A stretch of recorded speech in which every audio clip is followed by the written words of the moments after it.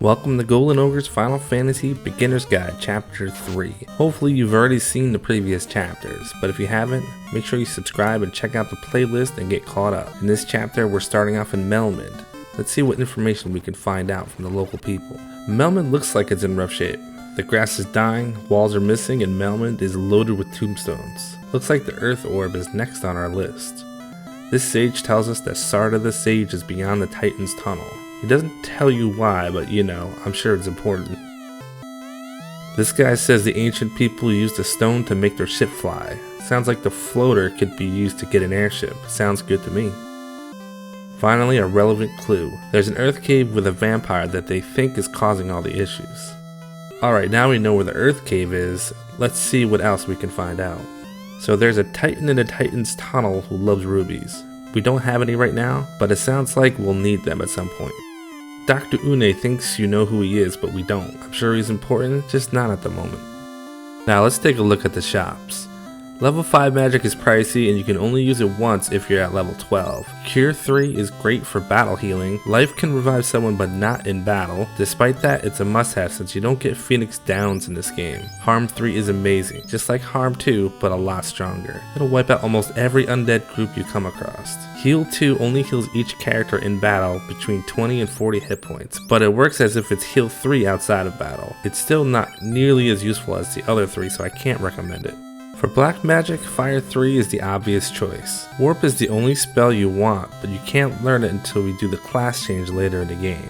Bane is semi-useful. It has a small chance of instant killing any enemy and it targets all of them on the screen. Slow 2 is useful too, but due to how strong physical attacks and magic are in this game, even the toughest battles won't last more than 5 rounds, so it's not really worth using. It will however cut down how many hits an enemy can do at a single attack. Warp brings you back 1 level in a dungeon, which can be useful if you don't want to completely exit a dungeon, so I recommend leaving a spot open.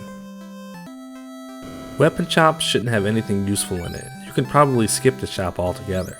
The armor shop has steel armor which is really strong, but it's definitely not worth 45,000. Also, you should already have the silver armor at this point, which is already pretty good on defense. Silver bracelets are a decent upgrade but are costly. Just spend your money on level 5 magic that'll be useful in the earth cave. If you decide to fight more than you run and you start treasure hunting in the earth cave, you'll get plenty of money when you're done to come back and buy what you need. One thing you'll notice is that there's no item shop and there isn't a place to revive characters. Before we go to the earth cave, we'll need to buy some supplies. The enemies near Melmond give a solid amount of gold and experience, so grind up a little bit and purchase 99 heals, 20 or so potions. You'll also need to buy at least 5 or so softs, since you can be turned into stone in the later parts of the earth cave. If someone gets turned to stone, they're essentially dead until you use soft. Buy Cure 3, Fire 3, and Life at a minimum, and if you're at least level 12, you're good to go. And remember, you can go to Elfin to buy all the supplies you need there and return back to Melmond. Before we head to the Earth Cave, let's check out Titan's Tunnel. No one passes this road. Alright, well I guess we'll come back.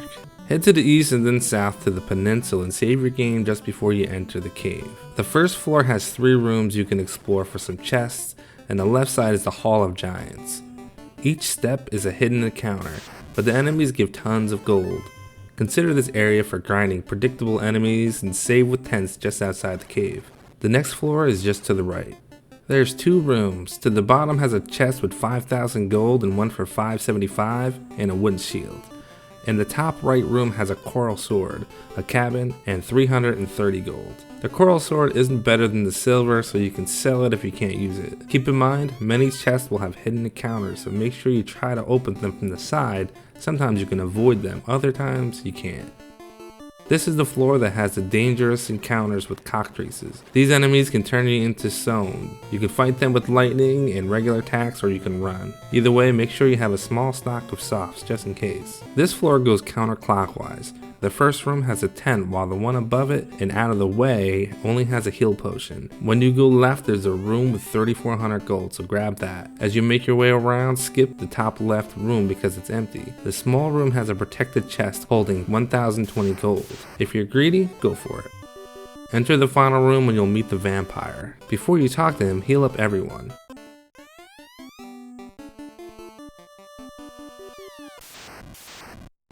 This battle is really easy because the vampire only has 156 hit points. Just attack, use Harm 2 and Fire 2 spells, and he'll be dead in the first round or so. Once he's defeated, open the nearby chest and you'll get the ruby.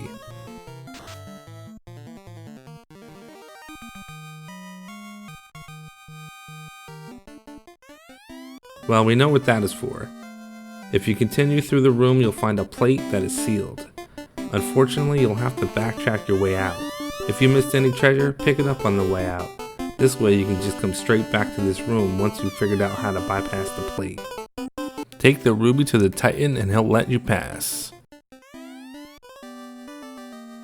There's a room with treasure to the south, so pick up the gold, silver helmet, and the great axe. Just like every weapon so far, the great axe isn't really that good. The damage rating is 22, while the silver sword is 23 and has 3 times the accuracy. Sell it if you can't use it. Take the exit at the top and make your way to Sarda's cave just to the south. Sarda is in the large room to the left. Speak to him and he'll hand over the rod. We can use this to open the plate and find the true cause of the earth's rot. You may want to replenish your magic points at Melmond and restock any supplies by going to Elfland if you are running low before returning to the earth cave. There's not much left, but there's 3 floors to explore, so keep that in mind. Back at the plate, go into your items menu and use the rod. Now you can enter the 4th floor. Going up and to the left has a room with 5 chests in them. They're protected, so be careful. You'll net over 10 grand in that room alone. Backtrack and make your way left and you'll find the room to the bottom with a silver shield, 1250 gold, and a cabin. The exit to the last floor is to the top left. The final floor has one room that contains a ball. Before you interact with it, heal up.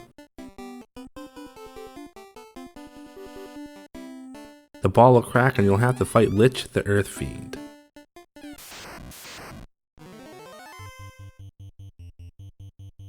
The strat is pretty much the same for every boss. Cast fast on your damage dealers first, have white mage use anti-fire or anti-ice, heal after each round if you need it, and finish him with black mage using whatever strong fire spells he has left. Although Lich looks like a zombie, he's not considered undead, so harm won't work. With only 400 hit points, he won't last long.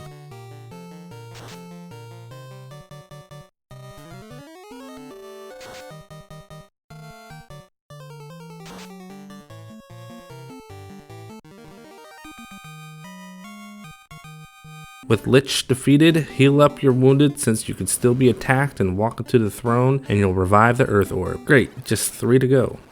You'll be conveniently warped out of the cave. Head back to Melmond and save and sell all your stock. Now it's time to venture forth, but to where? Well, there's only one place you can go to that has a port. Check out the map and you'll see an area to the east. You can wrap around by going west and get there real quick. Go into the port and make your long journey west through the forest and then walk around the nearby lake to the town above. Walk into the inn, save your game. You've made it to Crescent Lake. Somewhere in this town we'll finally meet Luke and the Prophet. We've come pretty far, you're probably around level 13 or 14. There's a lot to learn at Crescent Lake, but for now, we'll have to wait till the next chapter. If you're enjoying this series, consider subscribing and let me know in the comments. Otherwise, I'll see you next time at Crescent Lake.